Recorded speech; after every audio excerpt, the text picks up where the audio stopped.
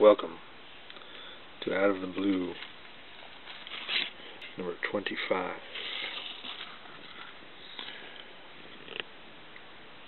So today I'm going to try to clarify a few things. Less turbid was a suggestion I got, which means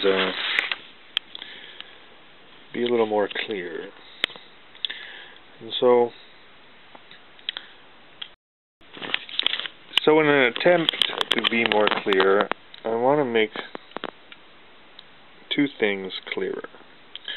One is, because I talk a lot about the near-death experience, and then there's people who say, well, it's not scientific.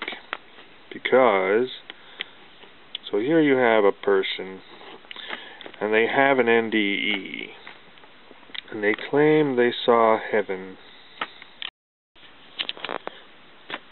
but they have no proof. Okay? They're claiming they saw heaven, but they have no proof. So we, as observers, cannot accept what they say, because they say this, but we cannot observe it. And for it to be scientific, we have to be able to observe it. So we can't observe this heaven. Therefore, we can't prove this heaven to be real. But if you encapsulate this, okay, you have the person who's been resuscitated, and they claim to have visited this heaven, they claim to have seen grandma, they claim this, they claim that. What we can observe is this thing in its entirety, you see. This not only can be observed, it can be confirmed. So these people have this experience wherein their heart stops, they see the tunnel of light, etc., etc. And the experience is different for different people. So it's part of your culture, whatever culture you're from. So it is scientific to hypothesize that the human brain is hardwired to give us this experience when we die. So this does not mean that heaven is real, but it does mean that this afterlife type experience, the experience of continuing to live on, is a part of human life. Now, how this becomes important and why this is interesting is because it puts us back where we were. So back in the day, the church would say, when you die, God will judge you. And then science comes along and says, we can't prove the existence of the afterlife. We can't prove this other realm.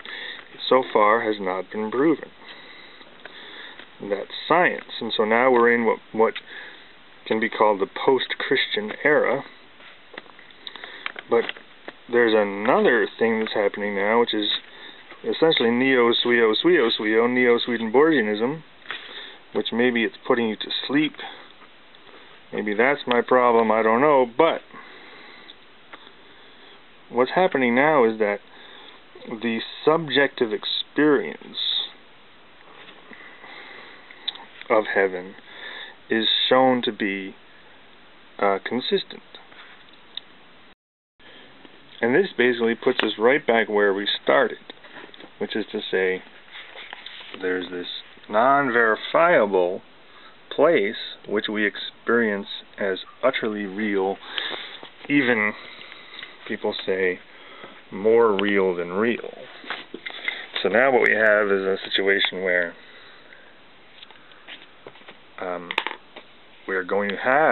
we have a quantifiable chance of experiencing this afterlife, but it just may not be real. It's only real to us at the time. So that puts us right back where we started, with the church saying, you're going to live after death.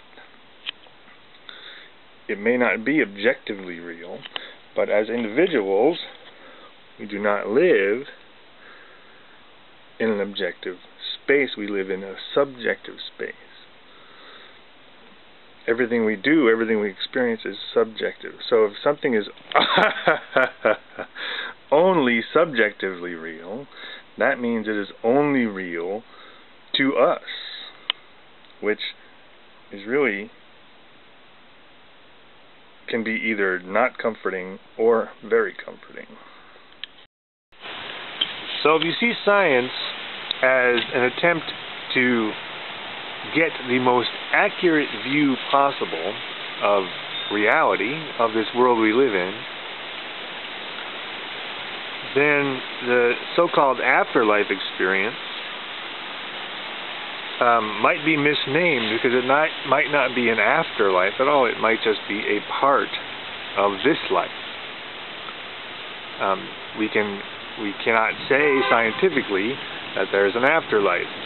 We can say scientifically that there's an experience at the end of this life that seems like an afterlife, subjectively, to us.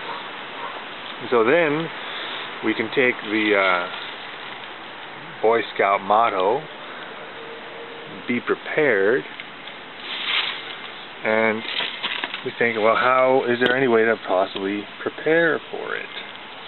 And I feel like just awareness itself is preparation. You know, it's a culturally prescribed, so what culture are you from? What culture am I from? I'm speaking English.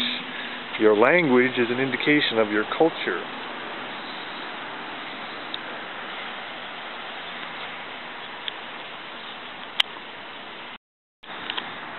But maybe I'm not succeeding in being less turbid. Let's end it here for today.